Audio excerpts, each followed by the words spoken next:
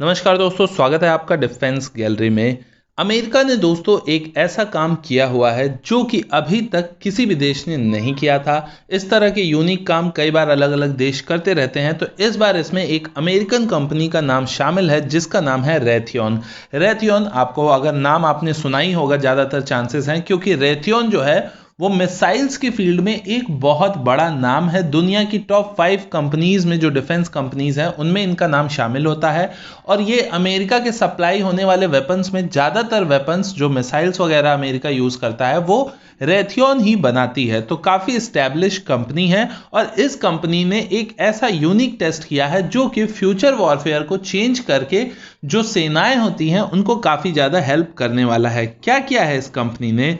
तो आपने सुना होगा दोस्तों कि किसी भी सेना के पास एक चीज़ होती है जिससे कि वो अपना एयर डिफेंस का काम करते हैं, जिसे कि हम सैम सिस्टम या फिर मीडियम रेंज सिस्टम कह सकते हैं, जिसमें कि एक ऐसा लॉन्चर होता है जो कि मिसाइल को लॉन्च करता है किसी भी एयर टारगेट को मारने के लिए। और दूसरा एक सिस्टम होता है जिसके थ्रू कोई भी सेना मिसाइल लॉन्च करती है, जनरली दुश्मन के टैंक्स को ध्वस्त करने के लिए। तो यानी कि किसी भी सेना को अगर अपनी सुरक्षा करनी है तो उसे ऐसा भी सिस्टम चाहिए जिससे वो दुश्मन के टैंक को भी मार सके, ऐसा भी सिस्टम चाहिए होता है जिससे वो दुश्मन के ड्रोन्स या फिर किसी और एरियल ऑब्जेक्ट को मार सके।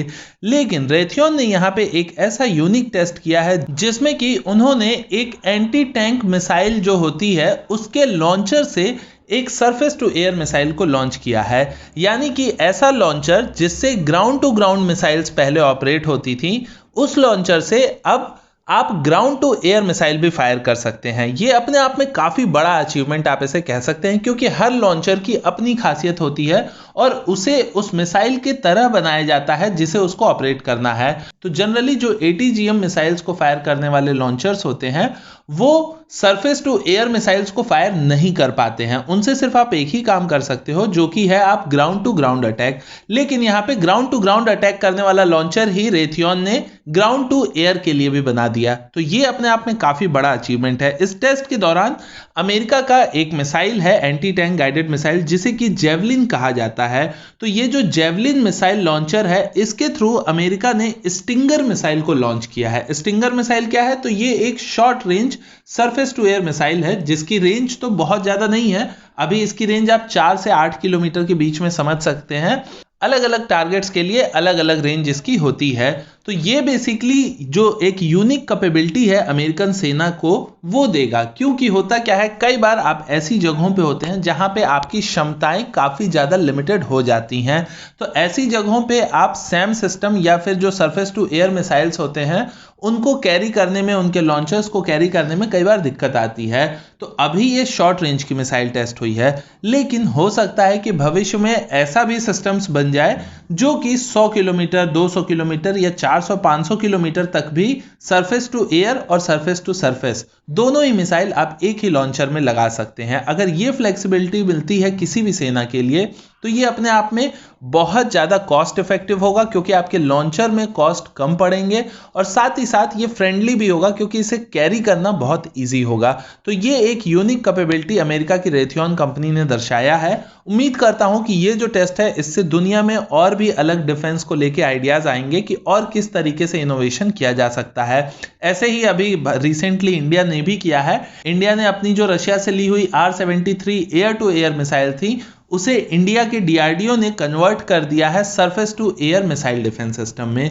तो ये भी इस तरह की यूनिक चीज़ें होनी ज़रूरी हैं वक्त दर वक्त, ताकि आप अपनी जो चीज़ें हैं उनका सही से यूटिलाइजेशन कर सकें। बाकी इस तरह का सिस्टम जैसा अमेरिका ने बनाया है ऐसा ही सिस्टम अगर इंडिया बनाता है तो इंडिया को जो पहाड़ी क्षेत्र हैं, चाहे वो पाकिस्तान से लगे हुए कारगिल के क्षेत्र हों या फिर LAC पे चाइना से लगे हुए क्षेत्र हों, ऐसे क्षेत्र में भारत को कहीं ना कहीं बढ़त जरूर मिलेगी और ईजी होंगी थोड़ी चीज़ें अगर भारत भी इस तरह का कोई सिस्टम भविष्य में डेवलप करता है। आगे देखने वाली बात होगी ये चीज़ें कैसे आगे बढ़ती हैं। इस पे कोई और अपडेट होगा हम आपको ज़रूर बताएंगे। हमारी निगाह इस तरह के यूनिक आइडियाज़ पे बनी रहती है, तो आप हमारे चैनल को सब्सक्राइब ज़रूर करें इस तरह के वीडियोस को देखने के लिए।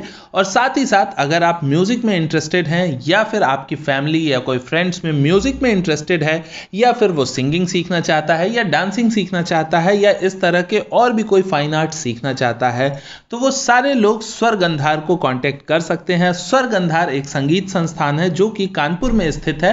तो अगर आप कानपुर के लोकल हैं तो आप इसे बहुत ही इजीली ज्वाइन कर सकते हैं, वरना आप इसे ऑनलाइन भी ज्वाइन कर सकते हैं। भारत देश के किसी भी कोने से स्क्रीन पे दिए गए नंबर पे आप कांटेक्ट करके इनसे ज्यादा जानकारी ले सकते हैं। मैं मनीष मिलता हूं आपसे अगले वीडियो में, तब तक के लिए नमस्कार, जय हिंद।